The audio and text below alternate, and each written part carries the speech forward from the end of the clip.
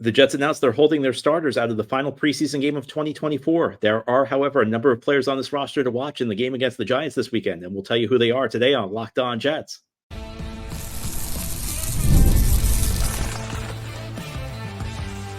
You are Locked On Jets, your daily New York Jets podcast. Part of the Locked On Podcast Network, your team every day. Welcome. This is the Locked On Jets podcast, part of the Locked On Podcast Network, your team every day. It's Friday, August 23rd, 2024, and I'm your host, John B. from GangGreenNation.com. Thank you so much for making the show your first listen or first watch every day. Subscribe to the show for free on YouTube or wherever you get your podcasts so you'll get new episodes as soon as they're posted. If you enjoy the show and are listening on a podcast source, please give it a 5-star review. If you're watching on YouTube and enjoy the show, give this episode a big thumbs up. It helps us out. It helps other Jets fans find the podcast. Today's episode is brought to you by FanDuel. Today, now through September 22nd, all FanDuel customers can bet $5 and get a 3-week free trial of NFL Sunday Ticket from YouTube and YouTube TV. Visit FanDuel.com/lockedon to get started. And on today's show, we are going to preview the preseason finale of 2024 for the New York Jets as they will take on the New York Giants. It's the annual game between the two New York teams in the preseason. It used to be the Snoopy Bowl. They do not give out the Snoopy Trophy anymore. So, there's no trophy on the line in this game. And, debatable whether there ever should have been a trophy in this game. And part of the reason, you could debate whether there ever should have been a trophy is that the stakes are so low. I mean, this is a preseason game. There's not a lot on the line. And yesterday, Robert Saleh, the head coach of the New York Jets, announced that the Jets are not going to play their starters in this preseason game. He indicated that they will keep essentially the same playing rotations that they've had in the first two contests of the preseason in 2024. And they have not played any of the key players. And that includes Aaron Rodgers. Now, if you've been paying attention this week, Rodgers' absence from this game will come as no shock. And the reason for that is Rodgers was asked early in the week whether he wants to play in the preseason. And he indicated that, he wasn't necessarily opposed to it, but his thought process was that it was not necessary. His view was that the Jets have had as tough of a training camp as he's had in recent memory, going back to his days with Green Bay. And the training camp was so tough this year that he felt that it fully prepared him for the season. And I think there are many different schools of thought about, how frequently you should play your starters in the preseason. And on this show, I've talked at length about how I feel like teams have maybe gone a little bit too far on the side of not playing their starters, perhaps at the expense of getting their teams ready to play in week one. But I have to say that, I think that there are players who have a certain stature where they've earned the right to decide how many reps they want to play in the preseason. I think Aaron Rodgers is one of those players. I think that there's no problem with the Jets, consulting with Aaron Rodgers and how much he wants to play in the preseason. And that's because, a guy like Aaron Rodgers, who, is now entering year 20 in the NFL, his first 3 years he didn't start. So year 17 as a starter in this league. But, a guy's been starting for 17 years and who's played to the level of Aaron Rodgers with all the MVPs, all the accolades, all of the great work, a guy who's, going to go down as one of the top 15 quarterbacks ever, a guy who could easily end up going down as one of the top 10 quarterbacks ever. This is a guy who knows how to prepare for the season. He knows what he needs. If he needs a series or two. Last year, he wanted a couple series and he got them. And, obviously got hurt in the regular season opener. So it was all moot. But the point is that, Aaron Rodgers knows what he needs. So if he tells you he doesn't need to play, like if he didn't say he was opposed to it, but if he says he doesn't need to play, I mean, I don't think that there's any point in putting him on the field because then you are running that injury risk. There's always a risk when you put players on the field. I think that there are some moments where it's worth it in the preseason just to get your team ready to go, and just to have your guys ready to play, to get your guys into kind of football condition, get them used to taking hits. I think there's value to it, but it's if Rodgers doesn't want to play, then he shouldn't play. And the other aspect of this is that if Rodgers doesn't think he needs to play, then there's no real gain in putting him out there, because if he thinks he's ready for the season without these reps, then these reps aren't very useful to him, and two, could go to players who actually are developing. I think that one of the values in preseason that is that these are actual game reps. These are simulating. It's not just simulating. These are actual game situations. And, the level of competition may not be that good, especially when teams don't play their starters. But for guys who are the second stringers, for guys who are the third stringers, for guys who are trying to make their name in the league, this is an opportunity to get game reps. And we've talked at length about how in this day and age, the reps you get in practice tend to be rather insufficient. They tend to not do the job for you because all the hitting's been negotiated out of these practices by the players. And I don't blame the players for it. Football is a very grueling sport. It's a very long season. The hits add up. It's a heavy grind. So I don't blame the players for negotiating the hitting out of the practice. But the fact of the matter is that it's difficult to simulate a game situation in practice in this day and age. You hear these teams, and the Jets have done a number of joint practices. They've done joint practices against their preseason opponents this year. And the coaches like that better than games because it's a more controlled situation. Your quarterback's not going to get hurt. But I think it's part of the reason it's controlled is that it just doesn't simulate a game situation. So it gives you your younger guys who need reps and who need to repeat over and over their technique. These preseason games are maybe the one shot to get them on the field because you don't need to win these games. Once you get to the regular season, it's all about winning. Your job's on the line. You get fired if you don't win in the NFL during the regular season. So you don't really have the luxury of trying to develop players. This is the one chance you have to develop those young guys, get them on the field, get them the reps that they need to contribute to try and develop, to try and build a future with their team. And when when the starters don't play, it's just more reps to go to them. I think that the young quarterbacks the Jets have on this roster, are they ever going to amount to anything in this league?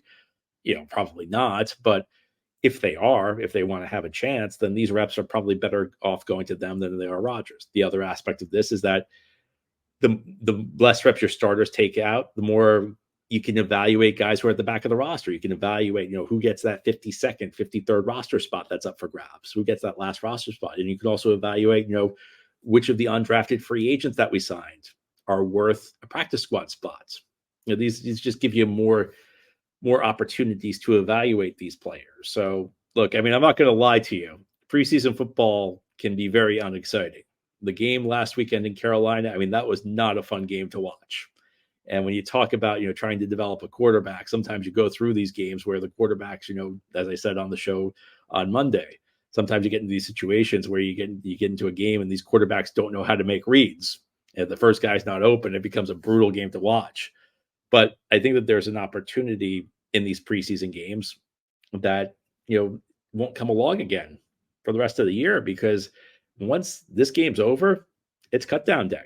And the Jets need to figure out the best 53-man roster they've got. And from that point on, it's all about winning, especially for the New York Jets this season. This is a big season for the Jets. This is a season where the Jets want to do big things. This is a season where the Jets, have Super Bowl dreams. So, some of these younger guys on the roster, they'll still get their practice reps. And I think that I'm not saying that there's zero value in practice reps. I think that, whenever you're doing something that simulates football drills, there's value in it. But it's not the same as getting an opportunity in a preseason game. So, look, as ugly as preseason football can be to watch, and believe me, I took no joy in watching that game in Charlotte last weekend.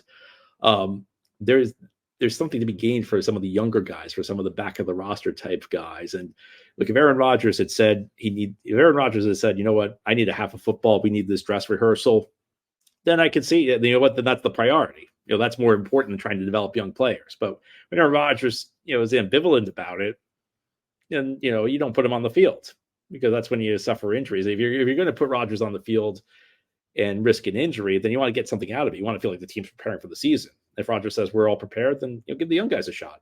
Let them show what they can do and give them a chance to develop.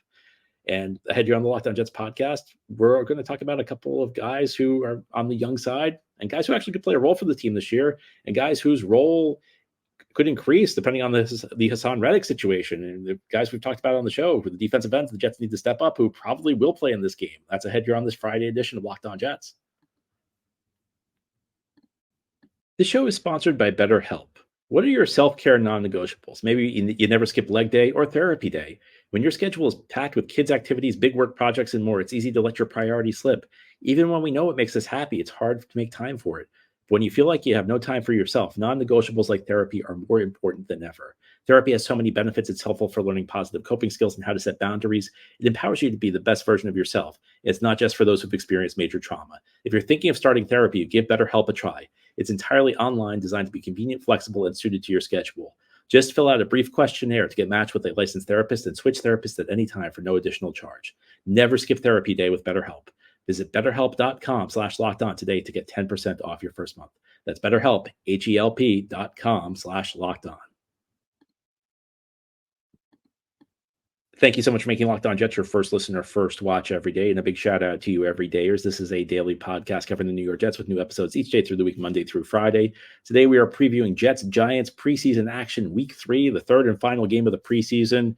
We used to have 4 preseason games, and that went away back 3 years ago when the NFL expanded its regular season to contain 17 games. It used to be 4 preseason games, 16 regular season games, and I think it's better to have 17 regular season games and just 3 preseason games. I mean, these games can be tough to watch, but they do have their purpose.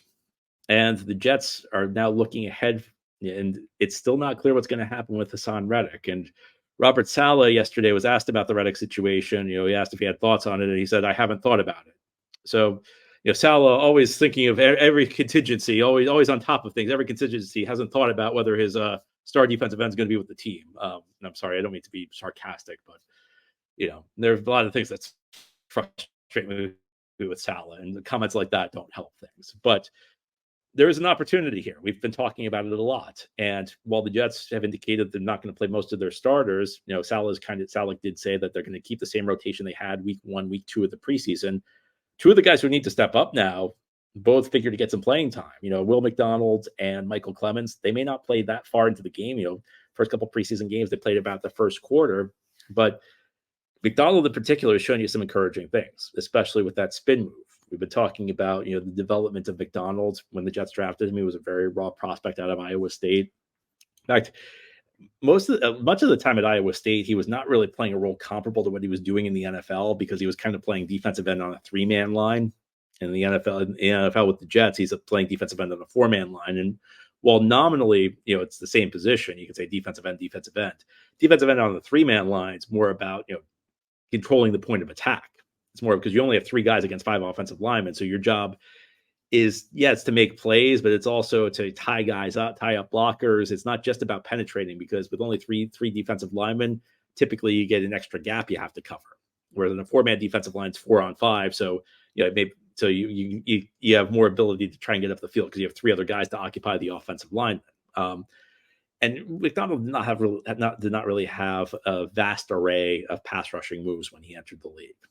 And I still don't think he does, but I think the spin move's been very impressive. We talked about this on the show about how, I think McDonald's playing at around 240, on the smaller end for defensive ends in this league. In fact, at the very small end, there aren't many defensive ends who are lighter than 240. And, the Jets talked a lot this offseason, or heading into the offseason. The end of last year, McDonald gave interviews where he talked about getting up to 250, 255, and did not happen. He's still playing on the lighter end, and that doesn't necessarily mean he's doomed for failure, but it means you have to think about how you're going to play. If you're playing at 240 at the defensive end spot, it means you're probably not going to be able to make a lot of power moves, because you're, again, one of the smallest defensive ends in the league.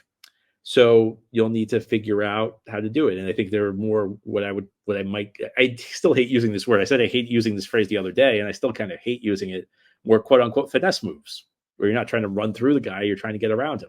And the 2 that come to mind for me are the speed rush and the spin move. And the speed rush is just you line up outside the guy, and you line up outside the tackle, and you just try and run past him. And the spin move, I think, is a very effective counter to the speed rush, because if you put it into an offensive tackle's mind that you got to protect the corner, that you got to defend that speed rush, he may overset, and that leaves him susceptible to an inside move like the spin move. So want to keep seeing McDonald get to the quarterback, a couple of quarterback hits, and not many snaps. So you like to see that. As far as Clemens goes, I've been saying it a lot. I think he may be the one guy who, at least in terms of his physical build, matches up relatively, I don't know if he matches up, but relative to other defensive ends, matches up for the John Franklin Myers role, where his job was to kind of control the point of attack and then collapse the pocket. And we can debate whether Clemens is a good fit for that role. And I'm not sure I'm expecting John Franklin Myers-esque production. That would be a lot to ask, but can Clemens fill the role ably? And we've talked a lot on this show about how, essentially the way the Jets work on the defensive end, the defensive line, is you have really 3 guys who get starting level snaps. And if Reddick's here, then your 3 guys who are getting starting snaps are going to be Reddick, Jermaine Johnson, and I would guess Will McDonald. Well, if Reddick's not here, then Clemens probably steps into that role, and Clemens becomes a big player on this defense. And I think a big part of this defense, a big part of Robert Saleh's philosophy, as we know, is to rotate guys in and out on the defensive line. And it's important because if your third defensive end is going to get a lot of snaps, part of the plan here is that you don't want to lose quality. You don't want to sub guys out and then have a big decrease in quality of the caliber of play you get. And that's one of the things that worked so well for the Jets last year when they had Jermaine Johnson and John Franklin Myers and Bryce Huff. You had three guys, when one of them needed a rest, one of them could always go to the bench and get a rest. And you knew you had two quality defensive ends there. You don't want to have a drop off when Jermaine or McDonald needs to step off the field and you have to play Clemens. And this is an important year for Clemens. I don't think Clemens has been as bad as people make him out to be. I think people have seen a couple of bad penalties that he took. But look, Clemens has not played at a super high. He's been a rotational guy. I mean, I think he's been fine for like a number 4 defensive end role, which is not a spot that gets a tremendous, the top 3 defensive ends get a lot of snaps in Robert Saleh's defense. Number 4 guy, not as much. So Clemens is going to have to take a step up. He's going to have to take a step up if Reddick's not here. Now, hopefully the Jets resolve this Reddick situation, and hopefully at some point Reddick just comes back and plays out the season. If he does, then he'll be motivated. Hopefully he'll have a big year. But until that happens, the Jets are going to need some of these guys to step up. And even McDonald, even though the number 3 defensive is going to get a lot of snaps, I think the Jets are counting on Reddick to be their top pass rusher. They're depending on him to be probably a double-digit sack guy. And I don't think they need that out of McDonald if Reddick's here. But if Reddick's not here, that's a lot of sacks that they're going to need to replace in the lineup. And a lot more is going to fall on McDonald. And the Jets, hopefully get some signs that he's up to it. And maybe it takes a little bit of pressure off the Jets, trying with the Reddick situation. Maybe, I hate to use the word leverage after everything that happened here last year, but, you hope that you can at least sustain a pass rush without Reddick here. And, I think one of the things that could put your mind at ease is seeing these 2 defensive ends play effectively on Saturday. Now, here on the Locked On Jets podcast, we'll close out our show and we'll talk about some of the roster battles. This game's important for a number of players who are trying to battle for the last of those 53-man roster spots. There are a couple spots that seem hotly contested. We'll talk about what they are continuing here on this Friday edition of Locked On Jets. Today's episode of Locked On Jets is brought to you by FanDuel. You've heard me talk a lot about FanDuel. It's America's #1 sports book. Well, now I have something a little different for you. Now through September 22nd, all FanDuel customers can bet $5 and get a 3-week free trial of NFL Sunday Ticket from YouTube and YouTube TV. Then with the YouTube TV base plan, you'll be able to watch every regular season Sunday afternoon out-of-market game. All you need is a Google account and a current form of payment, and you can cancel anytime. NFL Sunday Ticket through YouTube and YouTube TV, it's a must for Jets fans who live out of market because while the Jets play a lot of primetime games this year, not all of them are on prime time. Week 2 against Tennessee, you want to have that subscription to NFL Sunday Ticket. Or if you're living in New York, I mean, Jets do have a lot of primetime games, and when they're not playing, there might be a game you want to see that's not shown in New York. That's where YouTube TV comes in with NFL Sunday Ticket. It's the place to be. And you get it through FanDuel again because if you place a $5 bet, you get 3-week free trial of NFL Sunday Tickets from YouTube and YouTube TV. Just visit FanDuel.com/lockedon to download America's #1 sportsbook. Again, it's FanDuel. This is the Locked On Jets podcast on this Friday. We're getting ready for the preseason finale. It's Saturday night, 7:30 p.m. Eastern time on WCBS, locally, Channel 2 in New York. Ian Eagle will be on the call with Anthony Beck. It's the Jets and the Giants closing out the preseason in the year 2024. And it's a game where we'll not see many Jet starters, which means that we'll be focused a lot on the back of the roster type battles. And, there are a number of these battles going on for guys trying to make the roster. I think if you look at number 3 quarterback, now we know Aaron Rodgers and Tyrod Taylor are your top 2 guys, both locks to be on the team, but that third quarterback spot's kind of up in the air. Andrew Peasley versus Adrian Martinez. Who's going to get it? I give a slight edge to Martinez right now. We don't know. Is he a Anaconda trying to make the team as the number 4 running back? Will the Jets keep 4 running backs? A lot depends on, it's the last chance to make a statement is Saturday in this game. You want to talk about the wide receiver position. When we did our 53-man roster projection earlier this week, I felt like Irv Charles maybe could get it based on special teams, but can somebody else step up? Can a younger guy look like potentially a player, or can somebody else step up on special teams? If Irv Charles is up against somebody who flashes on special teams, but that guy's younger and has more ability at the wide receiver position, maybe he gets a spot. the tight end position. I mean, I think we know that the two guys who are locks are Tyler Conklin and Jeremy Ruckert, but after that, I think there is an open competition. I think, Kenny Yeboah, I think, might have a slight edge because the Jets like using him on special teams. Anthony Ferguson, I think, may have a slight edge because he has the ability to play fullback. But Zach Kuntz, maybe he can flash. Maybe he can show you something in this game. I think the offensive line spots, can Max Mitchell hold on for the final spot at tackle? He's been pretty effective so far through preseason. Can he keep that going? Defensive side of the ball, can Leonard Taylor earn a fifth defensive end spot? I think there's going to be 4, but if Taylor flashes enough, and I think it's going to be an uphill battle because I'm not sure he flashed enough in the Carolina game. And I've mentioned that I feel like for Taylor to make this team, what's going to need to happen is he's going to need to go out there and play so well that the Jets get afraid that some other team will snatch him if they try and sneak him onto the practice squad. I don't know that that's necessarily going to happen, but maybe another couple tackles for a loss and Taylor earns a spot on the team. You want to talk about linebacker. I'm not sure Zaire Barnes is a lock. He made my team on my 53-man roster projection earlier in the week, but that could change based on how well he plays in these games. So I think there's a lot up in the air, and we'll keep an eye on special teams. I don't think there's obviously not a battle for the kicker spot, but can Austin Seibert continue to produce? Because if he can, he's a guy who makes sense. It would make sense for the Jets to keep him around. So a lot of these things are worth watching. And then you could also take a look at some of the undrafted guys, because those are your biggest practice squad candidates. Those are the guys the Jets really like. The Jets like somebody enough to bring them in as an undrafted free agent. It means that they view him as a developmental player. And if they view him as a developmental player, then the practice squad's the logical spot for them. And so it's worth watching. Whenever you hear there's a guy who's undrafted in this game, if he makes a good play or makes a bad play, it's worth noting, because they could be increasing or decreasing their odds of making the practice squad. And, the Jets can't keep everybody. Jets can't keep everybody they cut on their practice squad. So those spots are competitive. And, may not, and I think one of the things, there are things to not like about the preseason, and Lord knows I complain a lot about the preseason. But one of the things that I think can be exciting about these games, especially when you get to the final preseason games, is you get an opportunity to see these guys in game situations. And some of these players will play a role for the Jets once we get to November, December because of injuries. And this is like our chance to get to know them. It's our chance to see them in action. It's the chance to get to know their skills, get to know what they do well. And occasionally you'll see a guy flash in preseason, and then you'll kind of put him out of your mind. You'll kind of forget about him. And then you get to, that November, December range, and suddenly the guy's making plays for your team. And you say, hey, I remember that guy in training camp. I remember that guy in the preseason. And, it can be an exciting thing.